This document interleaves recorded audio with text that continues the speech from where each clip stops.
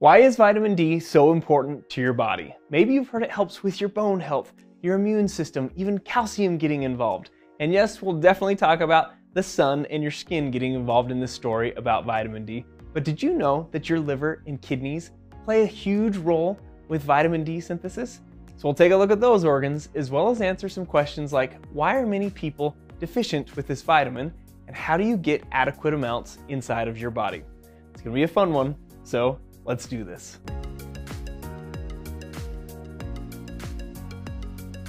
Now, one of the characteristics of vitamin D is that it's a fat-soluble vitamin. Fat-soluble vitamins dissolve in fats and tend to accumulate more in the body as compared to, say, like the water-soluble vitamins like vitamin C. Now, since we love our video quiz questions, our video quiz question of the day is, can you name the 4 fat-soluble vitamins? We've already got the first one with vitamin D, but if you can list the rest, post them in the comments below and we'll pin the correct answer at the top of the comments. Now, there are many compounds that belong to the vitamin D family, and they all have similar functions, but by far the most important is vitamin D3, also known as cholecalciferol. Now, this can be synthesized in the skin, but we need UV light to do it. So let's use this example down here on this skin dissection we have. Where I'm tracing with the probe is the top layer of the skin called the epidermis. And this cut edge there, the majority of that is actually the second layer down called the dermis. But in the epidermis, we're going to see this other compound called 7-dehydrocholesterol. And when the UV light comes down, hits the epidermis, that 7-dehydrocholesterol within the epidermis gets converted to vitamin D3. And so, in theory, we could get all the vitamin D3 that we needed from UV exposure. We can also get it from our diet. Granted, there's not a ton of foods that are just packed with vitamin D, but you find it in like fatty fish or fish oils, and also in some of our fortified products. Like we've fortified a lot of dairy products like milks, and even fortified things like orange juice. And you can even get it through supplementation. But what's crazy to think about is that there are still many people who are deficient with vitamin D3 or cholecalciferol. And when you think about it from this perspective, say you live in the Northern Hemisphere and you're one of those people that is exposed to those gnarly winters where the days get shorter and you're inside more and you don't get a ton of sun exposure. There are many situations with people where cutaneous synthesis or synthesis of vitamin D in the skin ceases in the winter. And so in that case, you'd have to get it through the diet or supplementation. Now, another thing that I think is really interesting is if the skin pigment is darker, or I should say the darker the skin pigment, the longer it takes or the more sun exposure is needed to have that conversion process to take place. And so we're also seeing risk factors in people who are elderly, if they're staying inside more. You also don't convert things as efficiently when you're getting older in life. I know, it's a shame. So we've got this vitamin D3 or cholecalciferol that was either synthesized in the skin or ingested through our diet through food or supplementation. But this is still not considered the activated form of vitamin D3. And so we need to actually have it go through a couple conversion processes, and that vitamin D3, whether it was ingested or synthesized in the skin, it's going to be circulating throughout the blood. And it will eventually pass through this amazing organ here called the liver. And I'm tracing the bottom portions of the liver here, and I'm just reflecting this muscle called the diaphragm that's draped over the liver. But once that vitamin D3, again known as cholecalciferol, makes it into the liver, it will start converting it into something called 25-hydroxycholecalciferol. And this is a really cool thing too that happens. The liver has this feedback mechanism. As the levels of that conversion go up, as it's making more 25-hydroxycholecalciferol, eventually it's going to shut off conversion even if there's more vitamin D3. And this is a really cool way that the liver regulates the blood levels of that new 25-hydroxycholecalciferol. And the excess vitamin D that wasn't converted can get stored in the liver. So that kind of creates this mechanism that if you ingest a high amount of vitamin D, you can store the extra in that liver. And so now you might be thinking, okay, we've converted it. Totally active, right? Nope.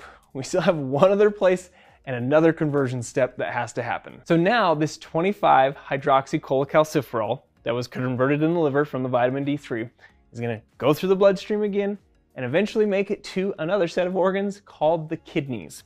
If you take a look at this cool dissection here, we've got this frontal section through this kidney, and that 25-hydroxycholecalciferol is going to go through the bloodstream here, and eventually you can see those blood vessels branching, and it will eventually make it out to the outer portion of the kidney, referred to as the renal cortex. And within that renal cortex, there's these tiny little tubules called proximal convoluted tubules. And inside those tubules, under the direction of this hormone called parathyroid hormone, the kidney will complete the final conversion into something called 1,25-dihydroxycholecalciferol. The name just keeps getting longer, but we're finally to this fully active form of vitamin D. And so it can start to have its main effects. But I do want to go back to that parathyroid hormone that I mentioned. If I go to this other dissection here, this is a trachea or your windpipe, and here is your larynx, which we nickname your Adam's apple. So me touching right there is the same as me touching here. But I want to reference below the larynx or the Adam's apple, this structure or little organ called the thyroid gland. And within the thyroid gland, you can't really see them, but they're embedded in here, are the parathyroid glands. The parathyroid glands, surprise, surprise, secrete parathyroid hormone. And parathyroid hormone is all about regulating calcium levels in the blood.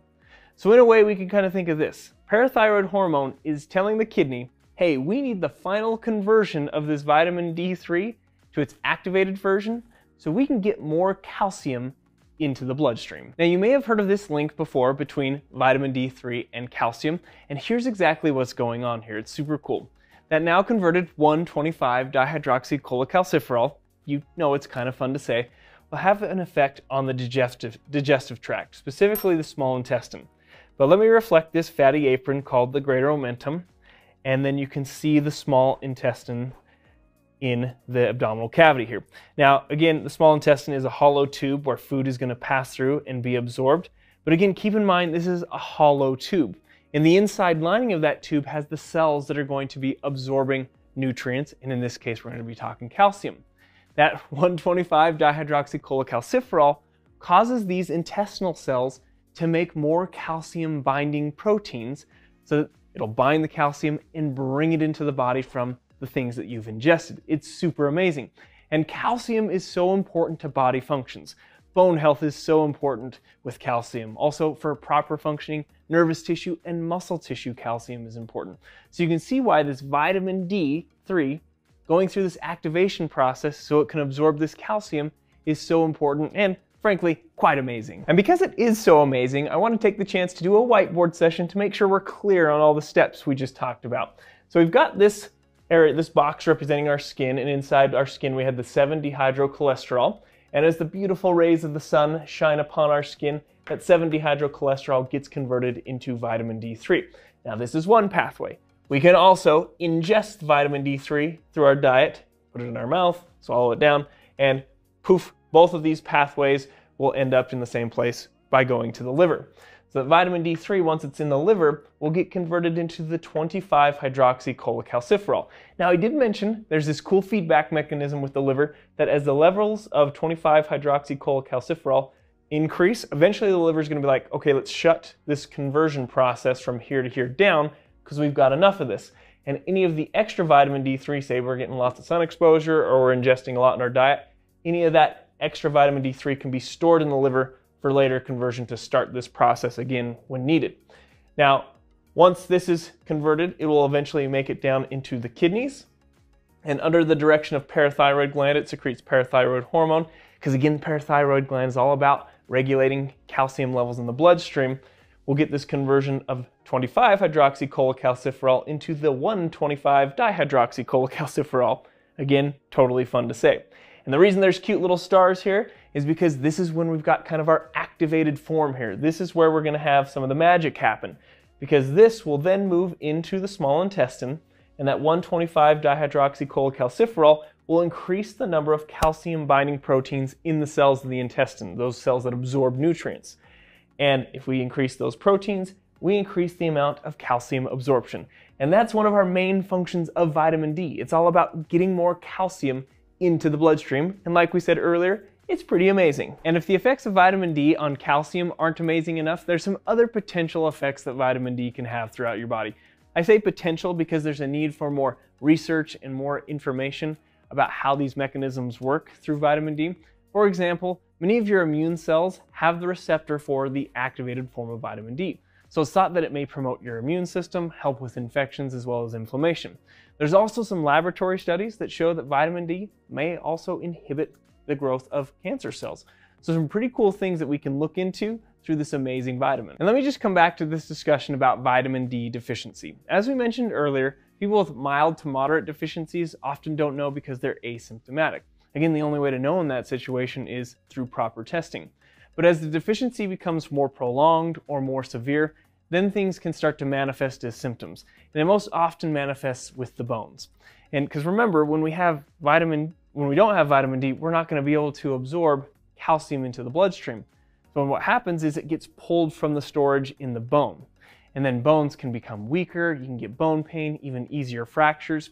And sometimes people can develop something called osteomalacia, which is the softening of bone tissue. Rickets is the kids' version of osteomalacia, and luckily, because of our knowledge of this and our ability to supplement, we don't see that as much anymore. But again, kind of this cool thing to think about with vitamin D. And I can get it from the sun if I want to. And I just have to mention one thing about that because I'm one of those people who burns pretty easily. And so I layer up with sunscreen, which will inhibit vitamin D formation because that sunscreen blocks out UV rays. And so it's kind of a mean trick, I feel like. It's like this catch-22 where you're supposed to get some sun exposure, but if you get too much, you're at a risk of skin cancer if you have lighter skin. But luckily, we've got those supplements. Thanks for watching our video on vitamin D. And Jeffrey the skeleton, as you haven't noticed, is extremely concerned about bone health. And he thinks you should be too. Subscribing definitely helps the channel, so we appreciate any of that. And we've got that quiz question that you can answer in the comments below. And I think I've covered everything, so we'll see you in the next video.